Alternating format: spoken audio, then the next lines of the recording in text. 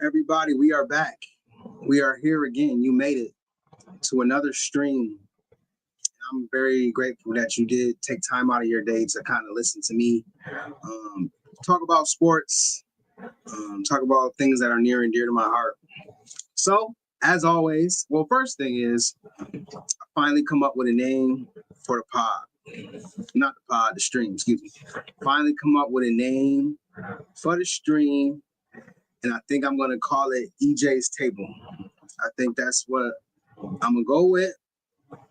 Just because, like, again, I wanted to be a situation like back when I was in college and, like, you come and you sit at a person's table that you know loves sports and y'all just chop it up, about sports all the time. And everybody gets a small seat at the table. And that's what I would love. So that's why I thought it'd be fitting to call it EJ's Table. And this is the stream. So getting in right into it, we have our list for today of the topics that we're going to discuss. So first thing, like we always start off with, we're going to start off with some New Jersey high school football. I watched some North Jersey games, some South Jersey games.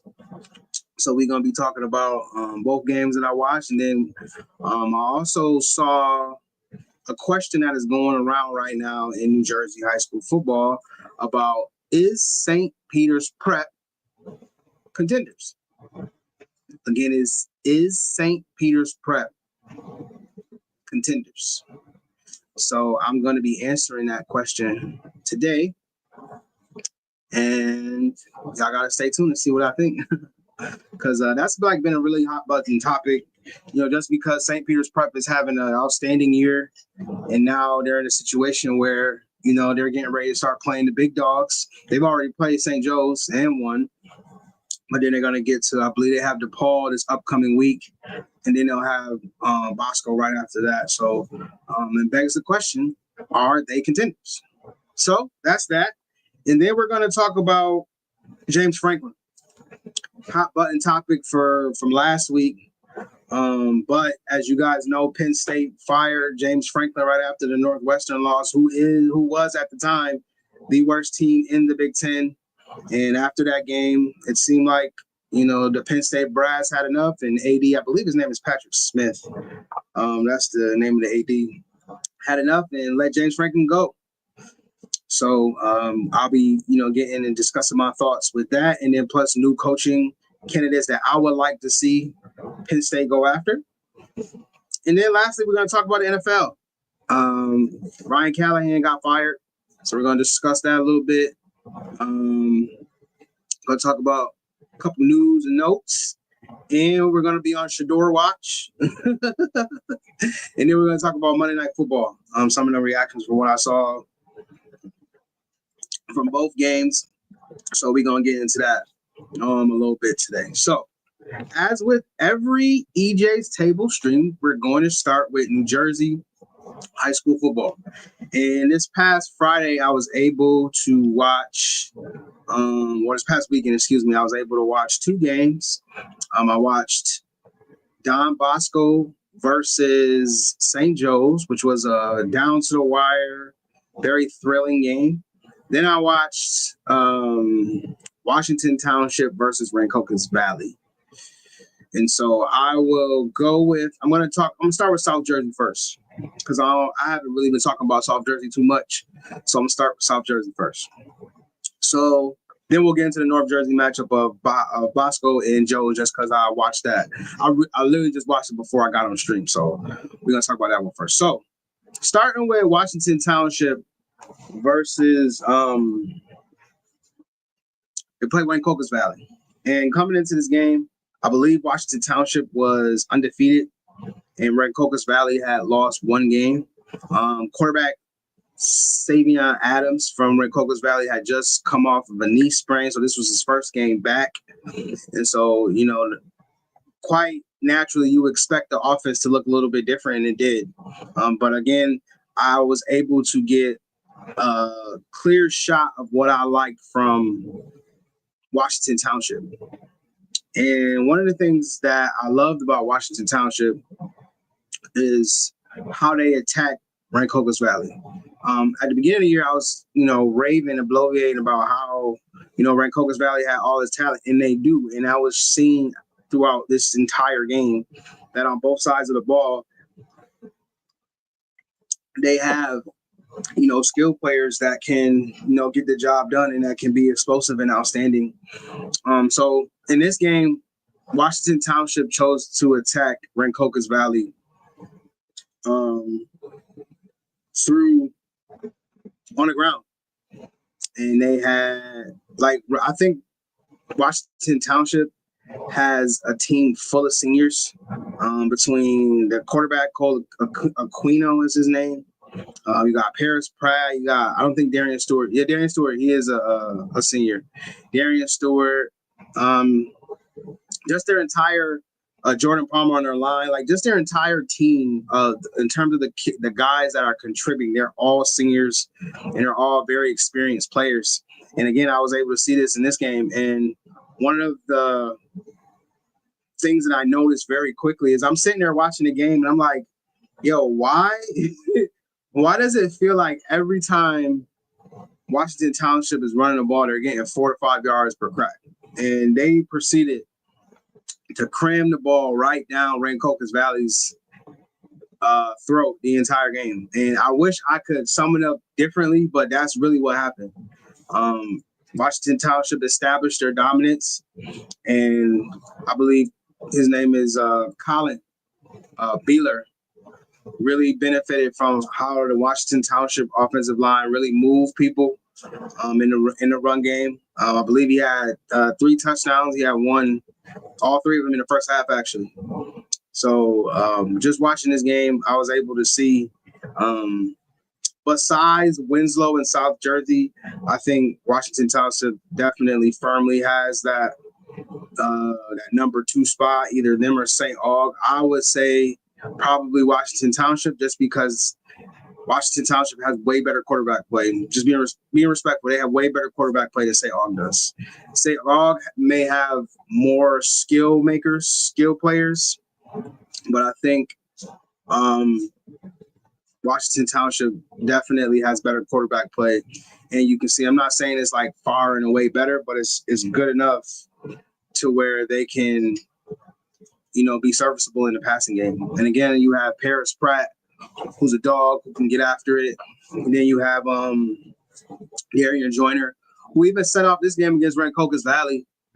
He set it off with I believe it was a 30-yard pass, for an explosive game.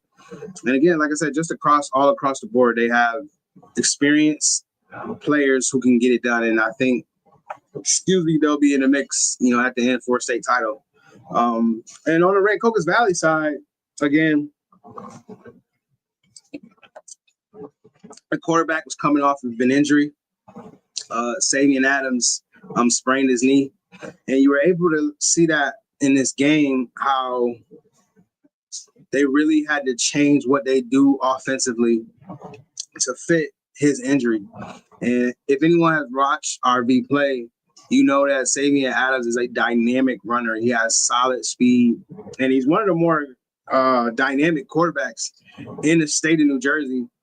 He doesn't really get talked about much. Is committed to Monmouth right now, but he is one of the more dynamic quarterback prospects in the state. And in this game, it was really just taken away. They couldn't do anything in terms of the quarterback run game, and then Savion really couldn't do anything in terms of buying time and creating explosive plays like he's done, because they have wide receivers with McQueen, Bellamy. They even had the kid Hakeem Theresa, and then they had one more guy, Birdsong, who was really good too. So they have the playmakers, but what I did like is we were able to see Savion, hopefully I'm saying his name right. I apologize if I'm not. We were able to see Savion, what he is like when he doesn't have his legs, when he is just able to sit in the pocket, play on time and in rhythm, and then make good decisions. And I feel like for the most part, when he played in time, I feel like most of his passes were accurate. I just he had a bunch of passes to McQueen that were just a tad bit off target, but any solid wide receiver should make these catches. And I feel like his receivers really didn't do a lot to help him out. Like I said, Birdsong made a play. Hakeem made some plays. I needed to see more from McQueen. With him being the biggest wide receiver on their team, I just feel like they needed to help him out a little bit more. But again, their offense, having a part of it ripped away with Savion not being able to use his legs definitely hindered him. And you saw it in this game. I believe they only scored 14 points. When I know RV last year was, airing everybody out, everybody that they played. And so it just wasn't the case this year. And then Jameer Bellamy was really the most effective player for them just because, again, he's a track guy.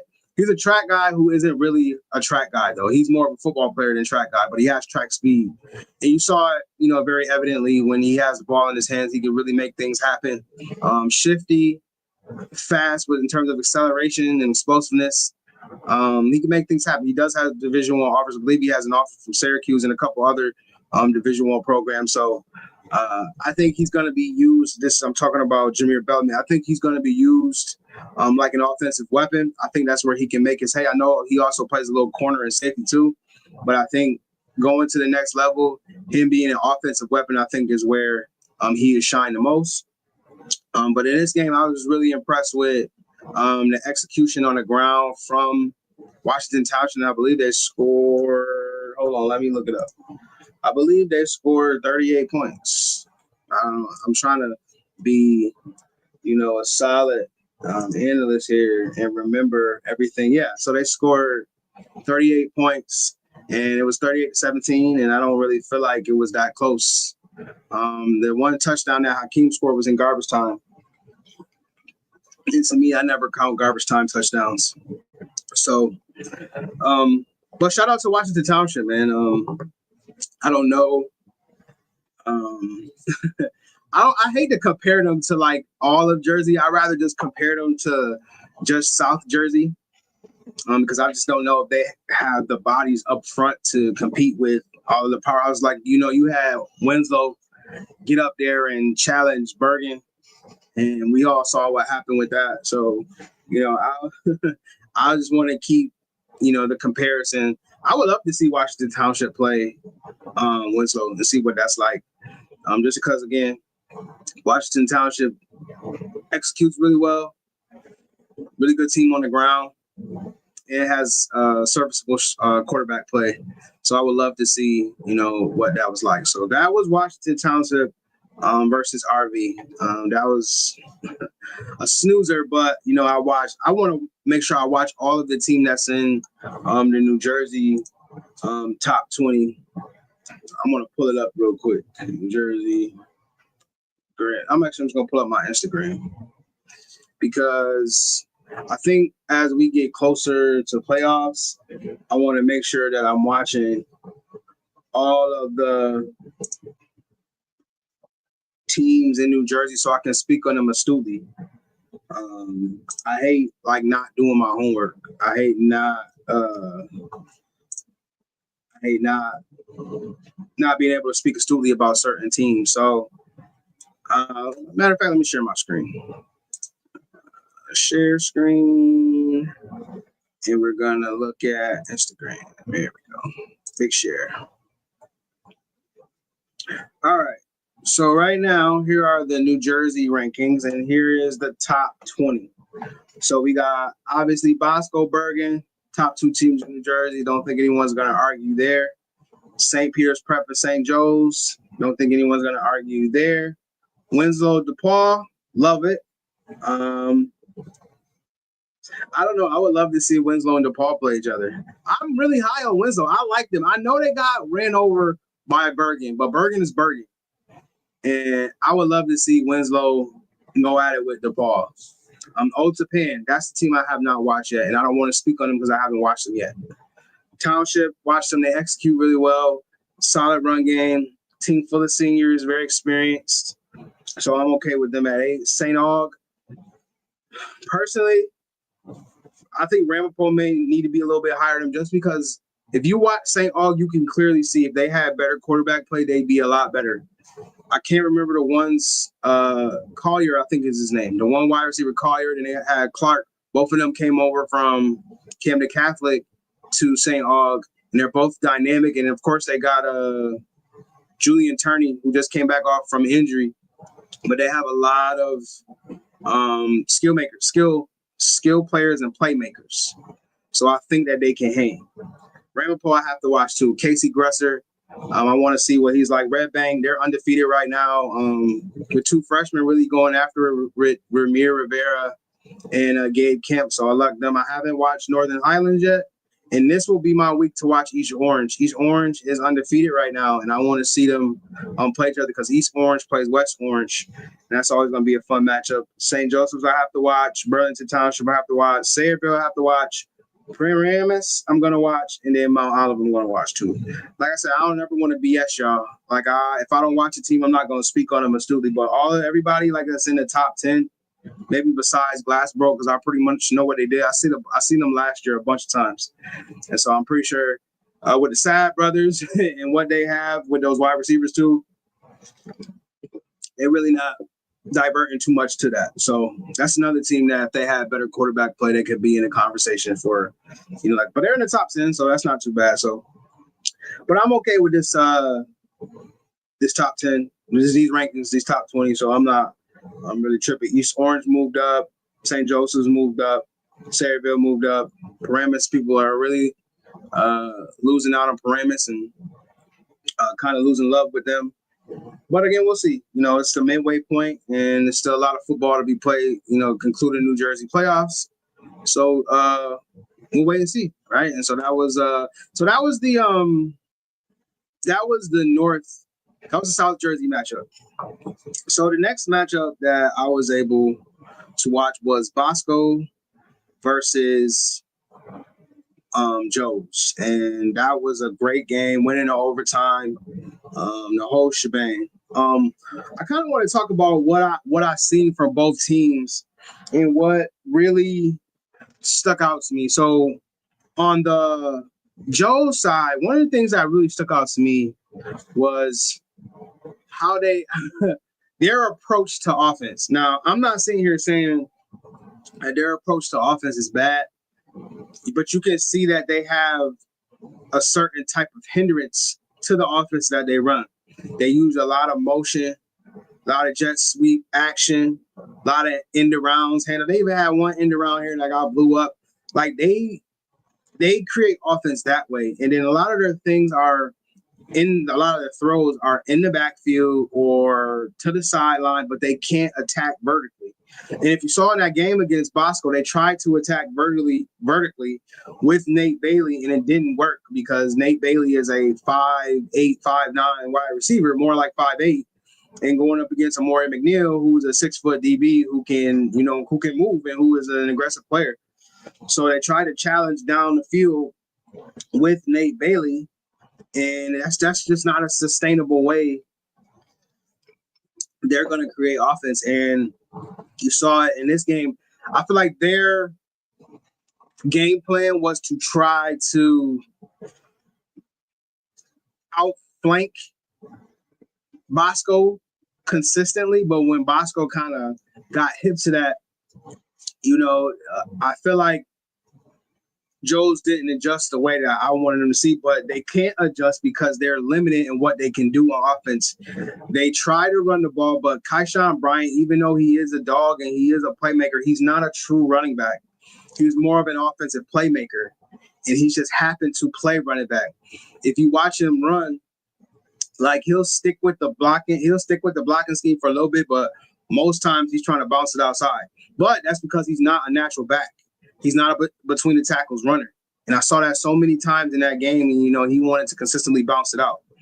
So that's what I saw on the Joe side. On the Bosco side, you saw the exact opposite.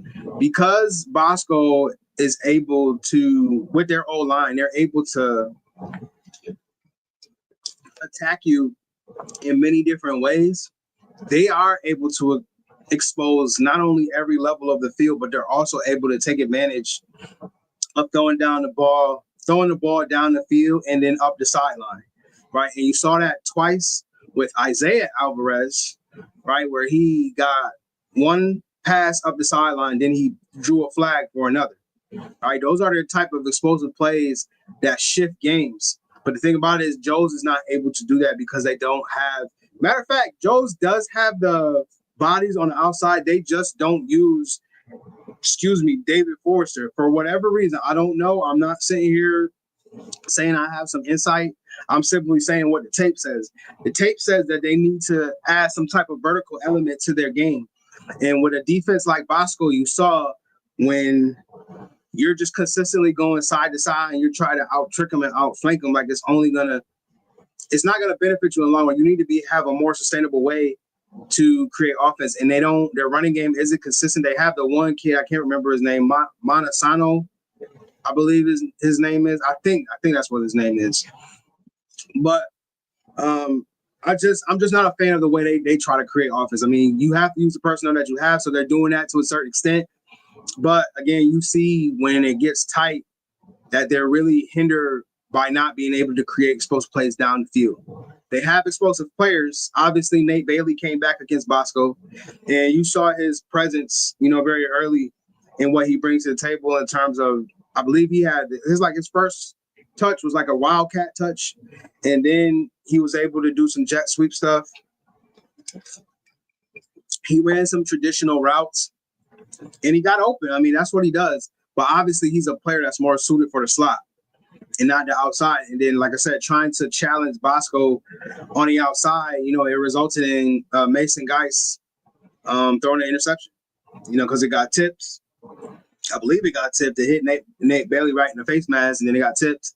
And then Amari McNeil picked it off and, downed it for a touchback. But on the Bosco side, again, they're just the most, what I wanted to go back and say is they're just the most well-rounded team. The only issue I would have with them right now, and I get it, DeLuca's been there longer, and he's a captain. I got it. I get all of that. However, Kasai Thomas is their best back. I don't know. Maybe he was hurt. Maybe it was a disciplinary thing. But the fact that Kasai Thomas, after the last, I believe, 2 games, has really been killing for them and really, adding another dimension to this run game, I would have loved to see him more, and then you finish the game with DeLuca. But again, what do I know? But I'm just saying, in terms of who has been contributing and who's really been out here showing out and giving your running game, just more added dimensions. I mean, I think, and that's the way they've been starting. Maybe this was a game plan specific thing where Coach Sabell was like, well, we're going to start pounding it with DeLuca, and then we're going to mix in Kasai, here and there. I mean, that's cool too. The announcers was consistently saying, oh, well, we got a Cam Scatterable. Like, now Cam Scatterable, I hate even talking like this, but it's what it is. Any white, thick running back is going to be compared to Cam Scatterable, who runs like Jerome Bettis. They're automatically going to be considered and compared to Cam Scatterable. And I love Scatterable. Like, he did his thing on Thursday Night Football, and he is definitely adding a toughness to the Giants offense. But it's just like, not every white running back that's thick and runs physically is Cam Scatterable. But I get it. I get what they were doing. I love the fact that Carson Shane can, push the ball up the field and has a myriad of playmakers. And then that's another thing about Bosco too. Like, they just have a bunch of playmakers who can make plays in the passing game. And they didn't even use Zakai Murphy like that. And you had Isaiah Alvarez and Jeremiah Alvarez pretty much making all of the explosive pass games for them this game.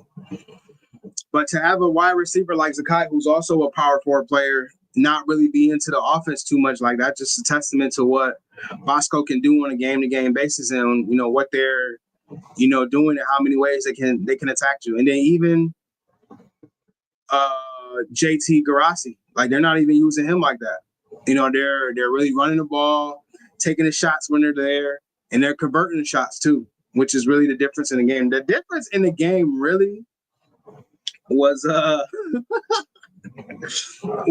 I don't want to laugh, but it was so funny. I think Joe's had an opportunity to go up with a kick from their sophomore, I believe it was number 23. And the snap went over his head.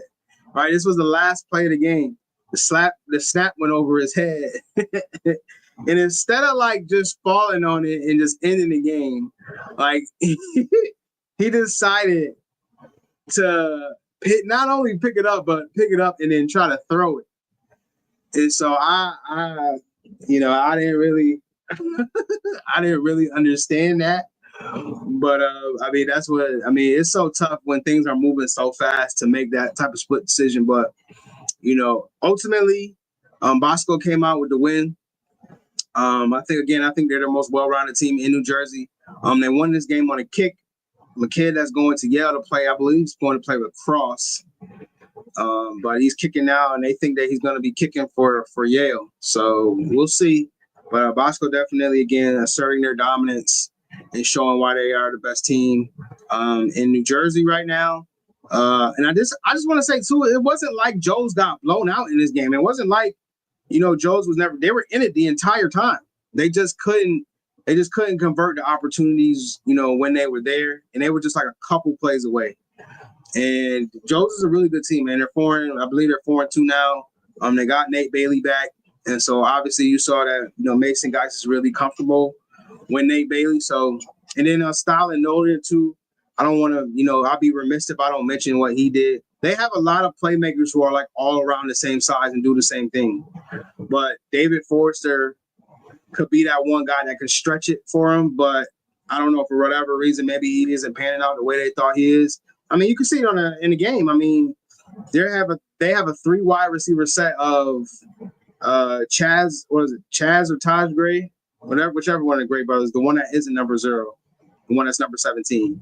One of the Gray brothers, Kaishan Bryant, Stalin Noden, and then Lane Bailey. Like, those are their 3, and then Brady Shust, who scored a touchdown in this game also, who I will say, like, Shust is he's not a stretch it type tight end. He's I'm going to move the change for you tight end and get some yak type of tight end. So like watching this game, I was like, well, why they don't use him on the outside more or try to stretch it? But he's not a stretcher. He's not a guy who's going to be able to get vertically. He's a young man who, first of all, can block really well, but he can make, solid catches and can make reliable plays for you. And that one route he ran to score a touchdown, I thought it was a great route. And he made a great catch, too, to go into the end zone and put Joe up at that time. But I just want to say, Joe's is a really good team.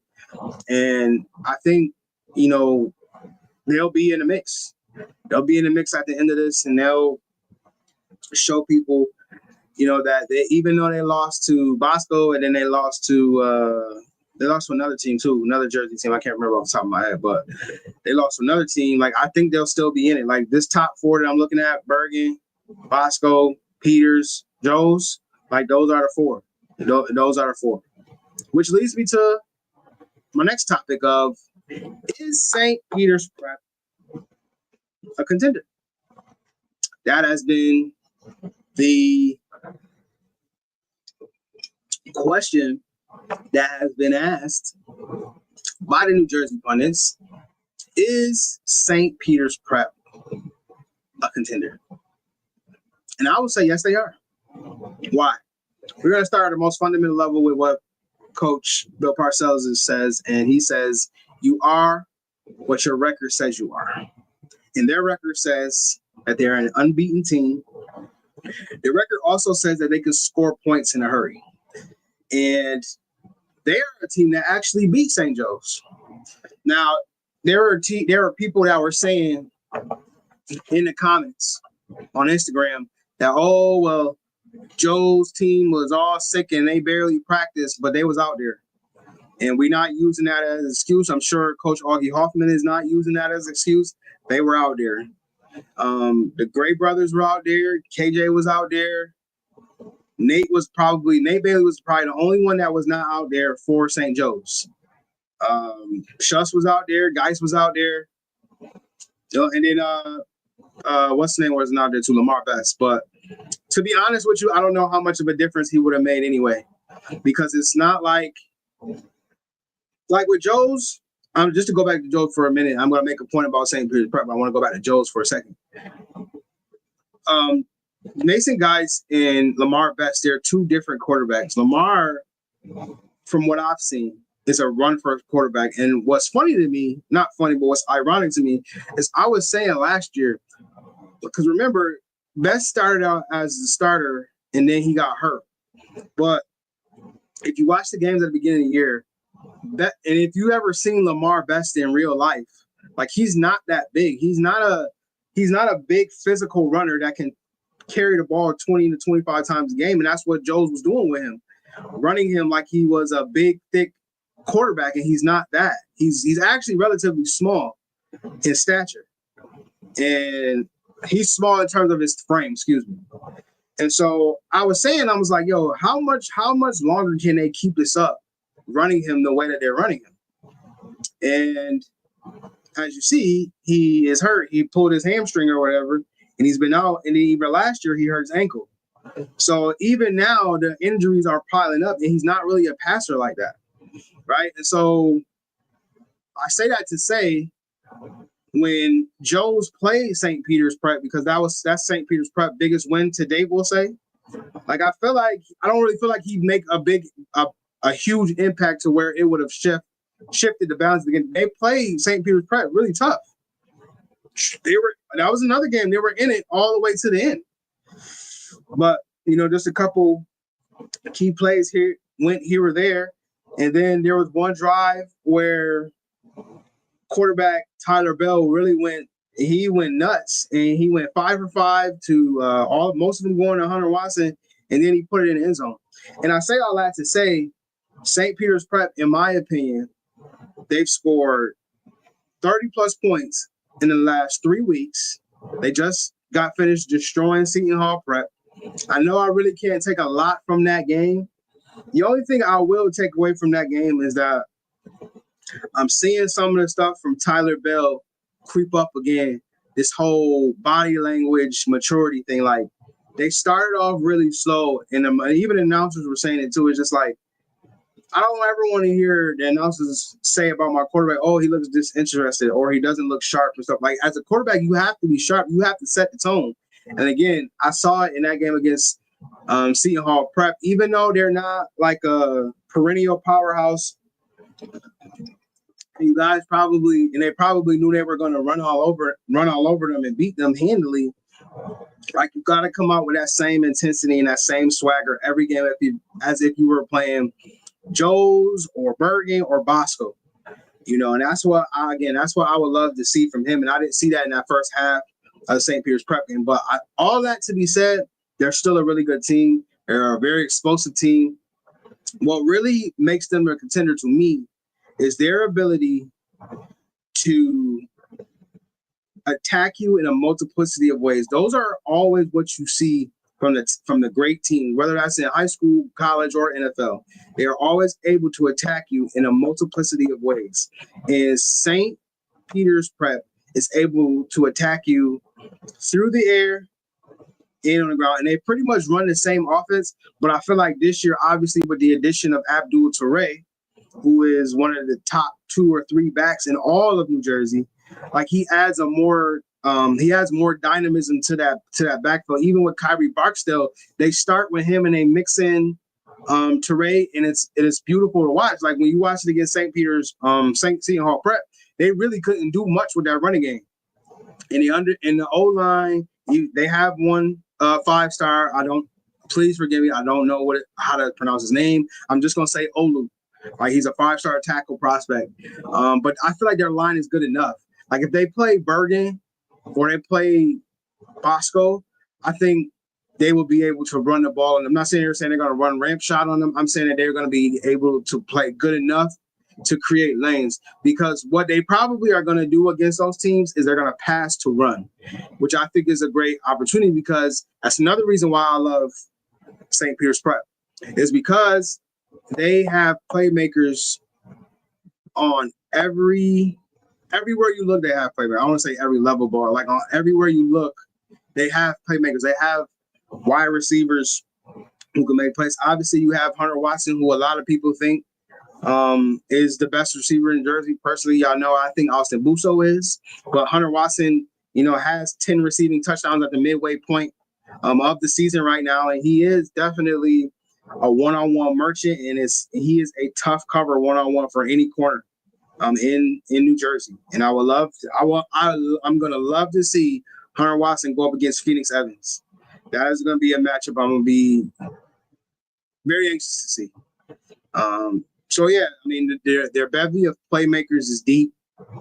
And then against Seton Hall Prep, I wanted to see what their defense would be like. I wanted to see like where are their weaknesses, like where can they be attacked. I feel like their defensive line again is just good enough, but their back end, a lot of those guys fly around. Specifically, Jordan Rodriguez, he's probably the standout on their back end but he doesn't really play safety though. He's a safety linebacker hybrid. And he definitely brings the heat and lays the wood. Like he is not afraid to tackle, and he's not afraid to get up and hit. I think their DBs are good enough where again they could hang with a Bosco or a Bergen. The concern that I have though is that I don't feel like they generate enough pressure with their front four. Will Maloof going to Dartmouth, and then you have the other young man, Sebastian Gray. Like I forgot where he's going, but he's a solid interior defensive lineman. But I don't think those guys on a snap-to-snap basis can create enough pressure. Like Maloof is a guy who, first of all, has to put on a little more weight. He looked like a wide receiver out there playing edge, but he is a guy who I don't think he creates a lot of havoc in terms of pass rushing. He is a good player. He has a high motor. He definitely ended that game against St. Joe's and getting that strip sack. However, when you watch him on a snap-to-snap basis in terms of pass rushing too, like I don't think he gets enough pressure to where it would be an issue for these two top O-lines with Bergen and Bosco, right?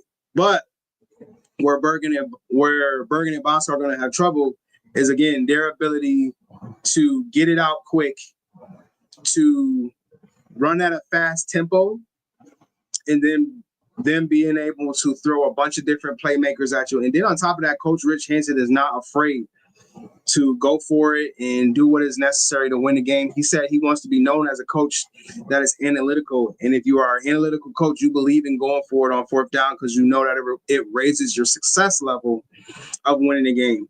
And so all of those factors combined, I'll say with the quarterback, Tyler Bell, who I have said right now is the best quarterback in New Jersey. Again, I would love to see him I don't want to make it a maturity thing because, I mean, he's shown maturity, he's shown growth, but it's got to be consistent. Like you can't come out against Seton Hall Prep just flat and then all of a sudden pick it up second half because you're not going to be able to do that against DePaul.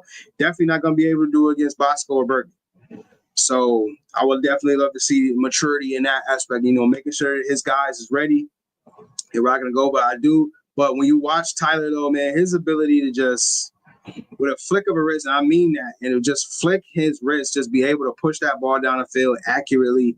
He had a pass against Seton Hall Prep that he put right past Taylor Daniels' hand for a touchdown, and it was beautiful to watch, man. And again, when Tyler Bell is on and he's creating, buying time, playing out of structure, he is one of the top quarterbacks in the state of New Jersey, man. Again, that's one reason why I love St. Peter's Prep and why they're a contender.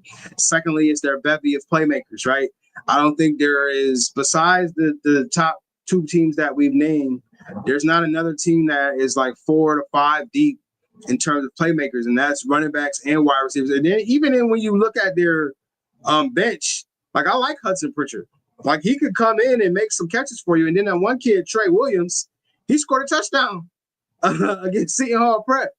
So they're deep. They're very deep at playmaker. And thirdly, I'll say, the coaching. Like, again, I'm a huge fan of Coach Rich Hansen and his aggressive nature. And again, if you're saying to us that you're an analytical guy and you want to be known as an analytical coach, then that tells me that you have no issues being aggressive when it matters. And I think that'll be a separator. He has the offense. He has the playmakers. He has the running game. So if Tyler isn't playing well, he can do that. He can go and exhaust that. I think St. Peter's Prep is a good enough, well-rounded team to challenge, for a non-public A championship. If I had to take Bosco or Bergen, St. Peter's Prep or Bergen or Bosco right now, I would probably take Bergen or Bosco, just because with Bergen, their difference is they are able to create pressure. They are able to get to the quarterback with their front four. Bosco too. And I just think that's where St. Peter's is lacking right now.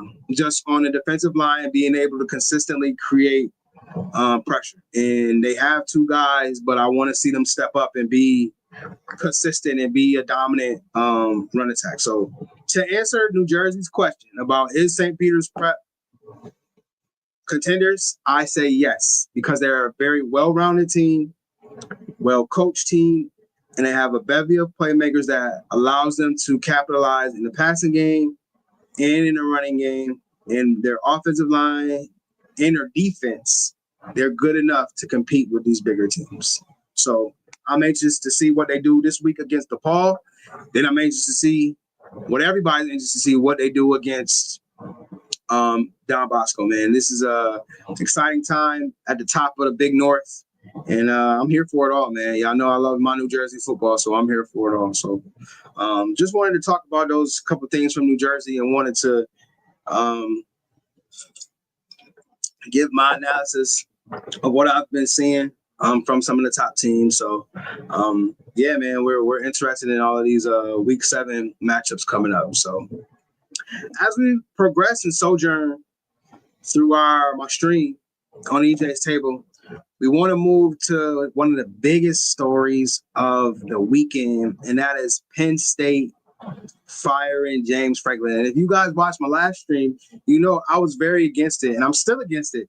Like, it's crazy that no one has any patience. And I know when people watch this stream, they'll be like, oh, but we had patience with Franklin for 3 years, and he never won a big game, blah, blah, blah, blah, blah. But again, like, that doesn't – when in doubt, zoom out. I'm going to keep saying that. And I said it on the last stream and saying on this stream. When in doubt, zoom out. You have to look at what he did for the overall pictures. Now, to some of the media's point, they were making a point that Coach Franklin was just getting a little jaded. Not a little, a lot jaded. He was really jaded, and he felt like he didn't really want to coach anymore at Penn State. And, like, the marriage was just reaching that phase where, everything – in terms of the fans, in terms of the media, it was just at a point where it was getting to him. And then again, with his press conference after the UCLA game saying that, he just didn't have his guys ready, even though that isn't something I want to hear from my head coach, like, I get it. I get what he was going through, man. I don't want to act like I don't. But, when you're getting paid $8.3 million he was due to make this year, and your job is to get your team ready week in and week out, and you lose to the two worst teams in the Big Ten, like, yeah, that is cause for concern. Excuse me, he had a rough 3-week stretch with losing to Oregon in overtime on the last play, losing to UCLA, and then this past week losing to Northwestern, who at the time was the worst team in the Big Ten. And so they made the decision. The AD, I believe his name. Hold on, let me get his name. I keep forgetting what his name is because I don't want to make sure that I mess this up. I want to make sure I get this right. I believe the AD's name is Patrick Smith. Like,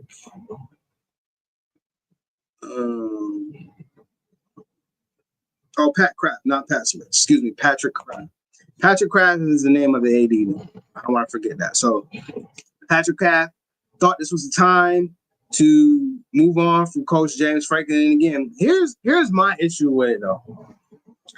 My issue with it is Penn State recently has been getting solid recruiting classes. They even had 2 5-stars who their entire class is getting ready to decommit. Spell decommitted, Rogers decommitted. They had a bunch of players to just decommit. And so I was saying in my head, rather than piss away a recruiting class, why not just let Franklin stay for the rest of the year and then get rid of him in the offseason? Now, I know with the new rules, I'm answering my own question. With the new rules, you get a 15-day window to transfer when the coach gets fired. So, I mean, you would still have the same issue. However, again, they didn't give him an opportunity to right the ship. They didn't give him an opportunity to at least fire some assistants and try to right the ship that way, even. However, where I was ticked, though, I'll say with Franklin is year in and year out, Penn State been having the same issue. Their wide receivers suck. And it's still the same thing. Like, their wide receivers can't get open. And then you bring in Coach Hagan and you make you're one game away from the college football playoff, and your receivers, it rears its ugly head again that they can't separate in key moments. You know, Drew Aller, and then they lost Drew Aller for the year.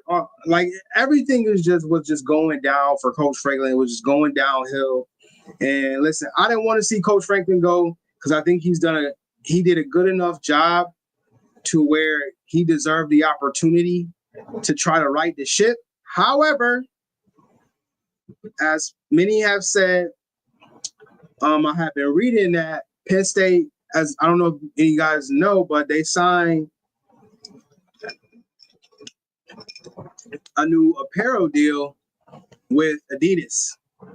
And there was a report that was saying that the Adidas deal was not ran across to the Penn State trustees, and they didn't really have a great grasp of what that entailed, and they didn't really like that. And then there was a report saying that Adidas was the one that pushed them to fire Coach Franklin. And to a certain degree, I understand that. Like, if I'm going to invest this type of money into the program, I believe it's a 10-year deal for $300 million, excuse me.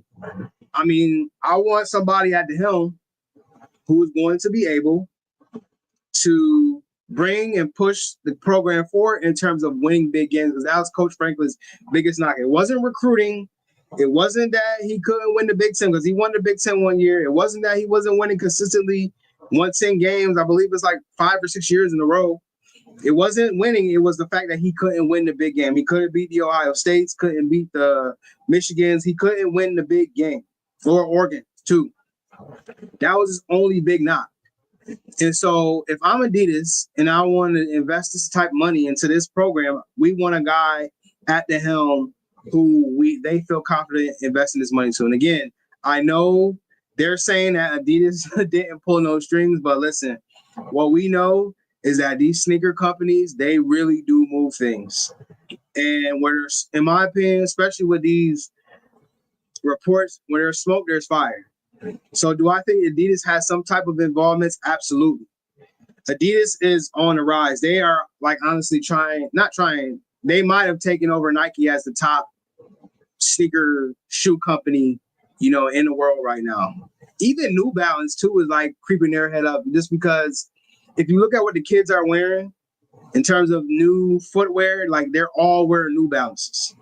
So my point is that Nike now is having stiff competition to keep their supremacy that they've had for decades and decades and decades. And now you have shoe companies like Adidas coming in to places like Penn State, investing a bunch of money, giving the team, because that was probably part of the deal where they're going to give some of the top recruits coming in NIL deals, right? Like, these are all things like they had. So now I'm saying that they have a say at the table, whether people like that or not, whether people want to stick with the tradition of college football like it's gone. Now you got private equity creeping its head in there, and they're about to sign a private equity. The Big Ten itself is about to sign a private equity deal. So the tradition of college sports is gone because now there's a bunch of money poured into it. And that's another thing. Coach Franklin had a $48 million buyout, but, the buyout was only contingent on Coach Franklin has to actively look for a job, and then Penn State won't be on the hook for all that money. So there was a lot of moving parts here. Obviously, Penn State got sick enough where they felt like this was the time to move on. I don't think it was, but now they're looking for a coach.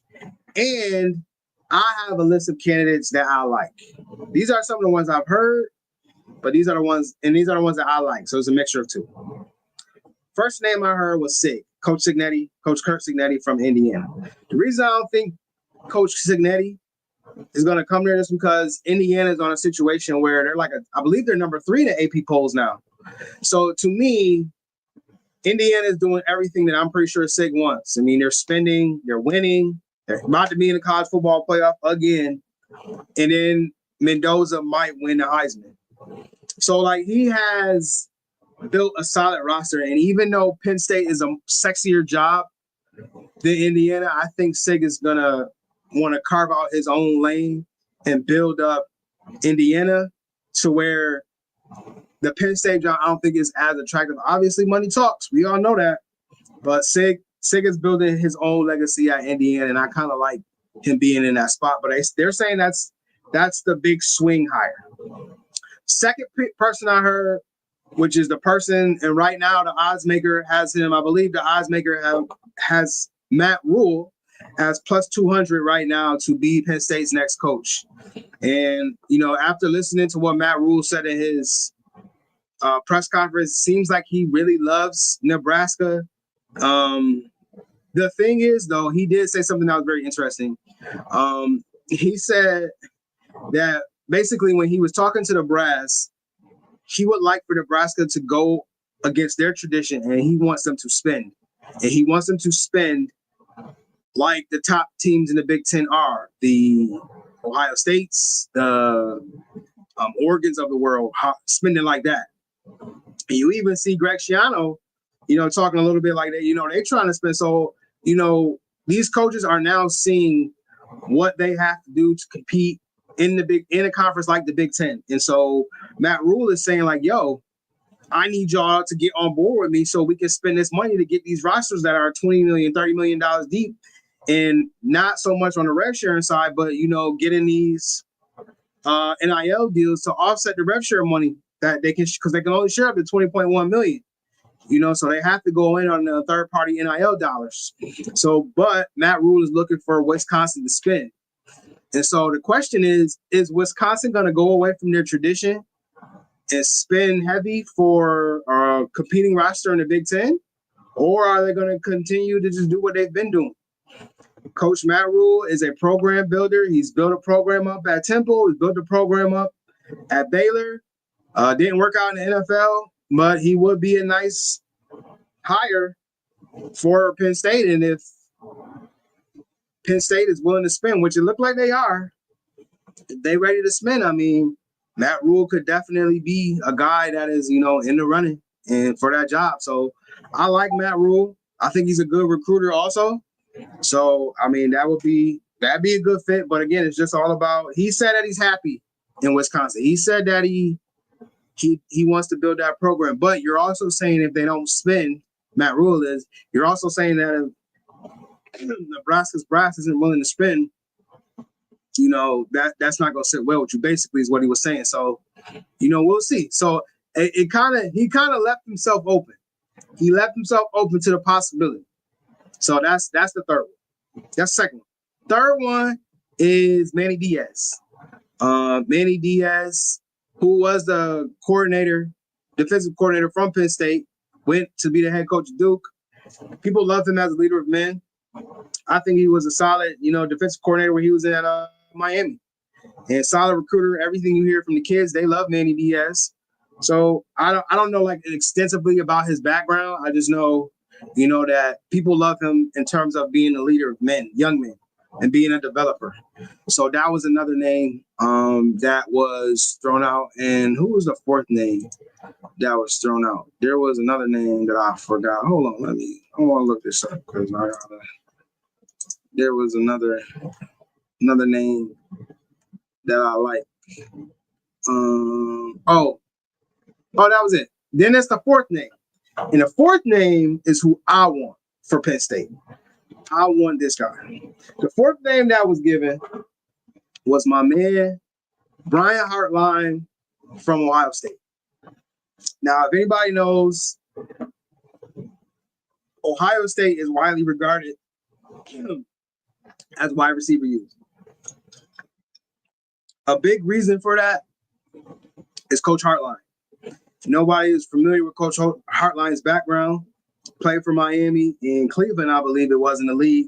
He was a solid route runner, and he has brought that same type of prowess to the Ohio State receiving core. And he's coached, any top Ohio State receiver you see in the league right now, he coached him. So Garrett Wilson, Chris Olave, who else am I forgetting? I don't want to say Michael Thomas because I don't really like Michael Thomas like that. But all of the top, Jackson Smith and Jigba, Emeka Ibuka, all of these guys he coached. So I'm saying, why not bring him to Penn State?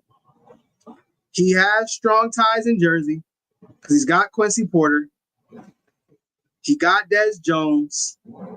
He got the kid Stewart. So you wouldn't be losing any Northeast ties. I like seeing younger guys get a shot. And Coach Hartline been linked to many jobs, but I think he's won a national championship with Ohio State already. So he's been around. He's been around a winning program, and he knows what it takes. He has waited his turn. And this type of move, like I said, they wouldn't get a drop off in recruiting. And I think this is the type of move similarly to like a Kirby Smart, coming from a program like Bama and learning under Saban. So did Sig. Sig was under Saban also, right? But I think with Hartline having a lot of Northeast ties, being able shown that he can recruit really well, especially at the wide receiver position, right? Penn State doesn't suck at the wide receiver position, even though they do have Parker Washington right now making his name in the league right now, right? But I think in terms of recruiting, in terms of giving a younger guy a shot, in terms of coming from a winning program, I think there is a makings of the next great college football head coach in Brian Hartline. So that is my vote. For all of the names that I've heard, I heard Eli Drinkowitz. I mean, I've heard all this. Even, excuse me, the Syracuse reporter tried to ask Fran Brown when he leave, and he was, quite ticked off by the question. But out of all the names I heard, I think Brian Hartline would be a great fit for Penn State. And he would just bring a new flavor, new attitude. And I still think the recruiting would still be solid. And you would have a guy that has a proven track record who's been waiting in the wings, ready to take over or ready to make his name. Excuse me. And those are the type of guys I would like because those guys are hungrier and they have more to prove. But if you get an older guy like a Rule who's been around, he has the experience and he has a proven track record. I'm just a guy, I'd rather go with the commodity that's going to build himself out. I'm a risk taker.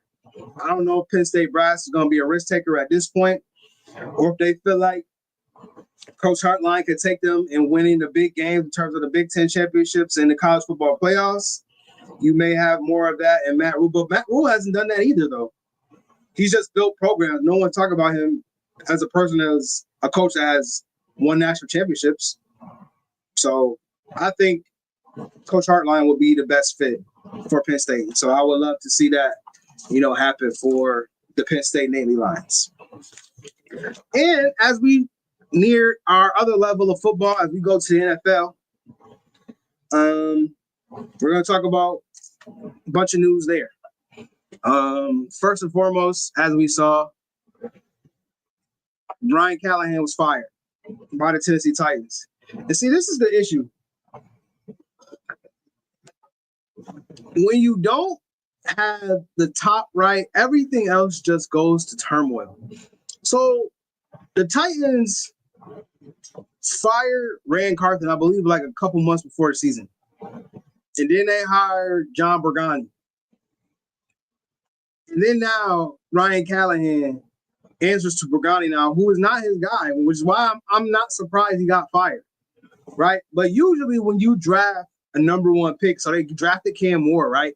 Like they should have been fired him. But I guess like when Burgani got hired, it was too late in the process to fire him. And clearly Ryan Calhan had a very short leash. Ryan Calhan bought his dad Bill Calhan to kind of fix the offensive line. That kind of never happened. And that's what people have been waiting for. They haven't really shown any, I'll say, progression with Cam Moore under center. They won one game against the Cardinals that was on a fluke play. And if DeMarcado isn't a dummy and throw the ball out of the end zone, they very well would have lost that game. So, the fact that they didn't see any type of progression from the offense, and specifically Cam Moore, was just kind of going downhill from there. They thought it was the right time to fire him. Again, I am not a proponent of firing a coach mid-season, especially after he is an offensive guy and he really hasn't had the opportunity to build out an offense around Cam Moore. And now they're just going to be in the same cycle again. And now you're going to pair. And then, they're talking about trying to pair the Titans are going to pair up Cam Moore with possibly a defensive coach. Like, dog, give him an offensive guru. Like, what are y'all doing? The problem is, though, there isn't really any offensive gurus out there. Maybe Todd Monken from Baltimore might come loose, or who else is out there? I don't know. It's not really a lot of hot coaching candidates out right now. Maybe Joe Brady. Maybe Joe Brady might come loose for Buffalo. Somebody like that, man. But don't pair him up with no defensive guys, man. We're seeing defensive guys besides my man, the coach of the Bucks. Wow, his name is escaping me right now. Damn, what is his name? The coach of the Bucks. Well, the coach of the Bucks. He's a defensive guy. He's doing really well right now. So, other than that, I'm not a fan of the defensive hires, man. I'm an offensive guru guy. So give him an offensive guru, and then Cam Moore comes out and says, "Yo, if now that he can play the way he want to play, man, listen. Be careful what you ask for, Cam Moore. We all was riding with you at the beginning of the season. You got your head down, and you are, all focused on football. But now your coach is fired, and now really the only person that can take over in that building is Mike McCoy. So we'll see what you have to bring to the table. I'm very interested to see what Cam Moore will do. But it's not really a good situation in Tennessee because they don't really have great wide receivers. The offensive line is still trash. I like Sharp and Pollard, but the offensive line isn't playing well enough for them to show off what they can do. So it's really a dumpster fire right now. They're probably headed for the number 1 overall pick again. We'll see who they go with, but I'm just not encouraged by anything Tennessee is doing until they can get some stability at the top so it can work its way down to the bottom. And we've seen this, the most stable organizations are usually the best organizations. So we'll see what happens with that. Also, we're on Shedeur watch. As I said on the last stream, I know that Shedeur Sanders is going to get his opportunity to start. And listen, Dillon Gabriel is not doing anything spectacular. Yeah, he's, maybe leading 1 or 2 scoring drives a game, but to me, it's not enough. It's not enough to make me say, oh, you should be in over Shedeur. Because at this point, it's like, what does Cleveland have to lose? You know what I mean? And then on top of that, there was a throw that they had, and they were saying Dillon Gabriel is having trouble seeing over the line, and it looks like that. Right, he can't really break away from the line. He can't really, scramble away from pressure. So it's really a situation like, what are you really doing? I think this is going to be the last week we see Dillon Gabriel, and if he don't show any type of leaps and bounds progression in terms of running the offense and how he looks specifically, I believe we're going to see Shedeur Sanders. And I believe when we see Shedeur Sanders, we can shut everybody up. Shut the black populace up for sure. I want to make this very clear. I would like to see Shedeur Sanders succeed, and I would like to see him succeed in Cleveland. Cleveland just got to go ahead to create their new stadium out in Brooks Park for $2.2 billion. And it would be nice for them to go in with a proven quarterback Shedeur clearly has the ear of that locker room, the trust of that locker room. So now it's time for him to show and prove. In these last couple games, give him the opportunity to show what he can do. I'm not saying you're penciling him in like he's really going to do well. It's just we already know what we're seeing from Dylan Gabriel, and I don't think it's going to get significantly better. It's not like he has Anthony Richardson type tools, who, by the way, fractured his orbital socket warming up. Like, what are we doing? See, this is the type of stuff that make coaches out on you. Please, somebody in the comments or in the chat, I see that there's 38 people watching this. Anybody in the chat, if y'all can explain to me how he hurt his eye socket warming up, please let me know. I haven't done any research on it just yet because I wanted to get on here and stream, but the fact that he hurt his orbital is the reason why coach is not messing with him. But anyway, I digress. But Shedeur Sanders should get his shot relatively soon. I think if Cleveland loses this week, they might be on a bye, but if they lose this week and they go into a bye or something, I think out of the bye or something like that, we're going to see Shedeur Sanders. And when we see Shedeur Sanders, the electricity that's going to be in that building, I bet you they're going to flex the game to another time slot, and it's going to get crazy. It's going to get crazy. And don't let him win, because if he win, all hell is going to break loose. So, yeah, I just wanted to make sure, I come on and talk some NFL. That was something I wanted to see. I want to make sure I followed up on that since I talked about Shedeur last week. Again, as I told you guys, I appreciate everyone that's watching right now. I am investing in visuals, and they are coming very soon. I have somebody working on that for me. So just stay with me.